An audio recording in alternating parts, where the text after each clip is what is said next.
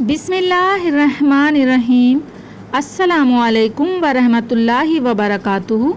दोस्तों, आज हम ज़िक्र कर रहे हैं एक यहूदी के लड़के का जो इश्क़ रसूल सल्लल्लाहु अलैहि वसल्लम में इतना दीवाना हुआ कि अपनी जान तक खो दी। उसने इस इश्क में क्या पाया और क्या खोया, ये सब कुछ आपको सुनने को इस वीडियो में मिलेगा। पूरा वाक़या तफसील से आपके साथ शेयर करेंगे। मेरे वो दोस्त जो मेरा चैनल फर्स्ट टाइम देख रहे हैं, चैनल को सब्सक्राइब कर दें और बेल नोटिफिकेशन को भी ऑन कर दें।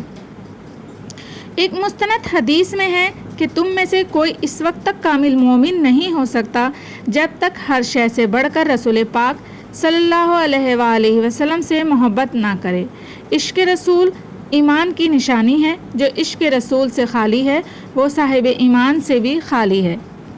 शहर मदीना में एक यहूदी रहा करता था जो कि आप सल्लल्लाहु अलैहि वसल्लम के सख्त मुखालिफ था, लेकिन उसी का बेटा जो कि देखने में बहुत ही हसीन और जमील था और अपनी खूबसूरती के लिए वो मशहूर था। उसने प्यारे आका हज़रत मोहम्मद सल्लल्लाहु अलैहि वसल्लम के बारे में अपनी कौम से बहुत कुछ सुन रखा था, यानी प्यारे आका हज़रत मोहम्मद सल्लल्लाहु अलैहि वसल्लम की शान के बारे में बहुत कुछ सुन रखा था। उसके दिल में हज़रत मोहम्मद सल्लल्लाहु अलैहि वसल्लम के लिए मोहब्बत पैदा हो चुकी थी। अल्लाह को कुछ और ही मंजूर था। उसकी बस एक ही ख्वाहिश थी कि वो किसी भी तरह से प्यारे आका हज़रत मोहम्मद सल्लल्लाहु अलैहि वसल्लम का दीदार कर ले। आखिर वो भी तो देखे कि उसके प्यारे आका हज़रत मोहम्मद सल्लल्लाहु अलैहि वसल्लम कैसे नज़र आते हैं। उसके दिल में बस यही ख्वाहिश थी और वो यहाँ वहाँ भटकता फिरता था कि किसी तरह से वो रसूल अकरम सल्लल्लाहु अलैहि वसल्लम का दीदार कर ले। एक दिन ऐसा हुआ कि यहूदी ने अपने बेटे को कहा, जाओ सौदा लेकर आओ। तो वो सौदा लेने के लिए चल दिया। लड़का शहर मदीना की गलियों में से गुज़र रहा था कि उसकी नज़र हज़रत मोहम्मद सल्लल्लाहु अलैहि वसल्लम पर पड़ी और हजूर पाक सल्लल्लाहु अलैहि वसल्लम की नज़र भी उस लड़के पर पड़ गई। बस फिर क्या था कि वो लड़का वहीं बैठ गया और वहीं बैठा रह गया और बहुत देर हो गई। इतनी देर हो गई कि अंधेरा फैलने लगा। वो यहूदी अपने घर में अपने बेटे का इंतज़ार कर रहा था। कभी अंदर जाता, कभी बाहर आता कि लड़का कहाँ रह गया है, अब तक आया नहीं।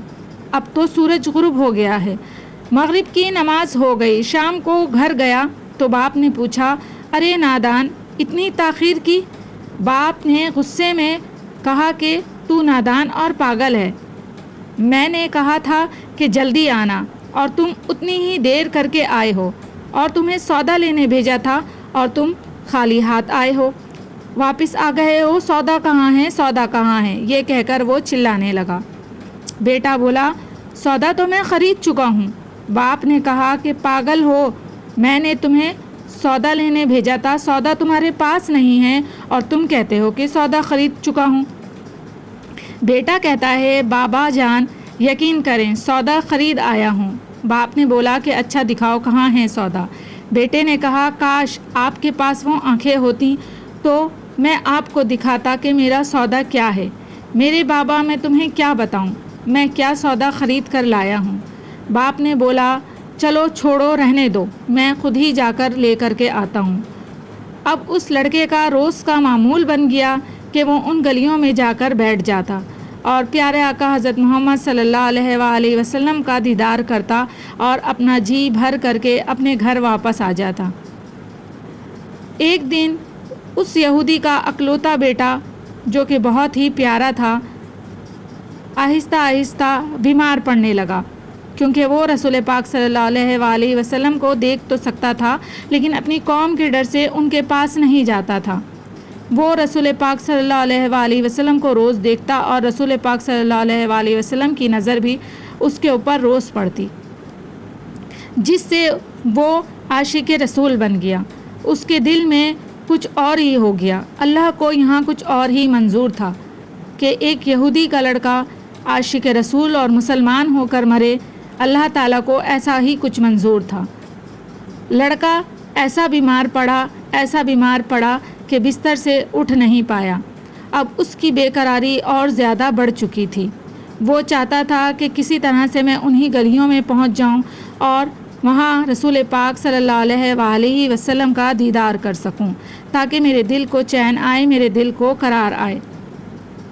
جب لڑکی کی حالت غیر سے غیر ہوتی گئی اور وہ قریب المرگ ہو گیا تو اس کے باپ نے بہت سارے حکیموں کو دکھایا۔ جب کسی حکیم سے بھی اس کا علاج نہ ہو سکا تو اپنے بیٹے سے پوچھا کہ بیٹا تم ہی بتاؤ کہ اب میں کیا کروں۔ اس لڑکے نے اپنے باپ سے کہا کہ بابا اب میرا آخری وقت ہے اور میری آخری ایک خواہش ہے، بس تم اسے پورا کر دو۔ باپ نے بیٹے سے پوچھا کہ ہاں بیٹا بتاؤ تمہاری کیا خواہش ہے۔ تب بیٹے نے اپنے لب آہستہ سے کھولے اور محمد مصطفیٰ صلی اللہ علیہ وآلہ وسلم کا نام لیا۔ کہنے لگے کہ آپ ان کے پاس جائیں اور ان سے کہیں کہ وہ ایک بار آ کر مجھ سے مل لیں، بس میں حضرت محمد صلی اللہ علیہ وآلہ وسلم کا دیدار کرنا چاہتا ہوں، یہی میری آخری خواہش ہے۔ یہودی یہ سن کر کے بہت پریشان ہو گیا اور بیٹے کی نادانی سمجھ کر وہ اس بات کو ہوا کر گیا، یعنی ادھر ادھر کر گیا، لیکن پیارے آقا حضرت محمد صلی اللہ علیہ وآلہ وسلم کے پاس نہیں گیا۔ لیکن ایک اور دن گزرا تو بیٹے کی حالت اور غیر ہو گئی، یعنی کہ بس اب اس کی روح نکلنے والی تھی۔ تب یہودی سے اپنے بیٹے کی یہ حالت نہیں دیکھی گئی اور وہ پھر بھاگا بھاگا حضرت محمد صلی اللہ علیہ وآلہ وسلم کی بارگاہ میں آیا اور بولا میں آپ کے پاس آیا ہوں، آپ تو جانتے ہیں کہ میں یہودی ہوں، مجھے آپ سے کوئی اتفاق نہیں ہے، مگر میرا لڑکا آپ پر دل دے بیٹھا ہے اور قریب المرگ ہے، آپ کو رات دن یاد کر رہا ہے۔ کیا ہی ممکن ہے کہ آپ اپنے اس دشمن کے گھر آ کر اپنے عاشق کو ایک نظر دیکھنا پسند کریں؟ کیا یہ آرزو پوری ہو جائے گی کہ وہ مرنے سے پہلے آپ صلی اللہ علیہ وآلہ وسلم کا دیدار کر لے؟ وہ کسی اور چیز کی آرزو نہیں کر رہا۔ آپ صلی اللہ علیہ وآلہ وسلم نے یہ نہیں فرمایا میں جاؤں گا یا نہیں جاؤں گا۔ آپ صلی اللہ علیہ وآلہ وسلم نے یہ نہیں فرمایا کہ میں وہاں جاؤں گا یا نہیں جاؤں گا۔ یہاں پر بھی حضرت محمد صلی اللہ علیہ وآلہ وسلم نے وہی کیا جو ان کا لقب تھا، رحمت للعالمین۔ پیارے آقا حضرت محمد صلی اللہ علیہ وآلہ وسلم تمام جہانوں کے لیے رحمت بن کر آئے، چاہے وہ یہودی تھے، چاہے وہ عیسائی ہوتے، چاہے وہ مسلمان ہوتے، جانور ہوتے یا کوئی بھی ہوتا، آپ صلی اللہ علیہ وآلہ وسلم کی رحمت سے کوئی بھی خالی نہیں رہتا تھا۔ آپ صلی اللہ علیہ وآلہ وسلم تمام جہان کے لیے رحمت تھے، وہ کسی سے بھی بد اخلاقی سے پیش نہ آتے، ہر انسان سے عمدہ اخلاق سے، حسن اخلاق سے پیش آتے۔ اس یہودی کی بات سن کر آپ صلی اللہ علیہ وآلہ وسلم نے فرمایا ابو بکر اٹھو، عمر اٹھو، علی چلو چلیں، عثمان آؤ، باقی بھی جو سب ہیں چلیں، آپ کے عشق کا دیدار ہم بھی کریں۔ اپنا دیدار اسے دیتے ہیں، آخری لمحہ ہے، آنکھیں بند کرنے سے پہلے اسے ہم کچھ دینا چاہتے ہیں، چلو چلتے ہیں۔ یہودی کے گھر پہنچے تو لڑکے کی آنکھیں بند تھیں۔ حضرت محمد صلی اللہ علیہ وآلہ وسلم کا سراپائے کرم ہی کرم ہے۔ لڑکے کی پیشانی پر آپ صلی اللہ علیہ وآلہ وسلم نے اپنا دست اقدس رکھا، لڑکے کی آنکھیں کھل گئیں، جیسے زندگی لوٹ آئی ہو، جسم میں طاقت آ گئی، ناتوانی میں جوانی آ گئی۔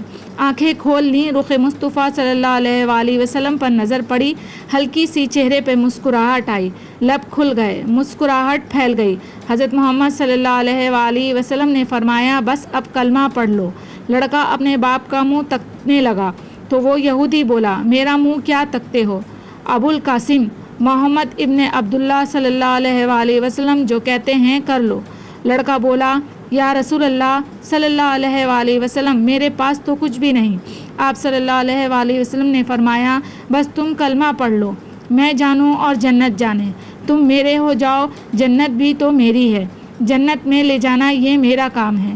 لڑکے نے کلمہ پڑھا، جب اس کے منہ سے نکلا محمد رسول اللہ، روح باہر نکل گئی، کلمے کا نور اندر چلا گیا، آنکھیں بند ہوئیں، لب خاموش ہوئے۔ اس لڑکے کا باپ وہ یہودی بولا محمد صلی اللہ علیہ وآلہ وسلم میں اور آپ دونوں مخالف ہیں، اس لیے یہ لڑکا اب میرا نہیں رہا، اب یہ اسلام کی مقدس امانت ہے۔ کاشانہ اے نبوت صلی اللہ علیہ وسلم سے اس کا جنازہ اٹھے، تب ہی اس کی عزت رہ جائے گی، لے جاؤ اس کو یہاں سے۔ پھر آپ صلی اللہ علیہ وسلم نے فرمایا صدیق اٹھاؤ، عمر اٹھاؤ، عثمان اٹھاؤ، بڑھو بلال آؤ تو صحیح، علی چلو دو کاندھا، سب اٹھاؤ اسے۔ آقا علیہ الصلاۃ والسلام جب یہودی کے گھر سے نکلے تو یہ فرماتے جا رہے تھے کہ اللہ کا شکر ہے جس نے میرے صدقے سے اس بندے کو بخش دیا، اس اللہ کا شکر ہے جس نے میرے صدقے سے اس بندے کو بخش دیا۔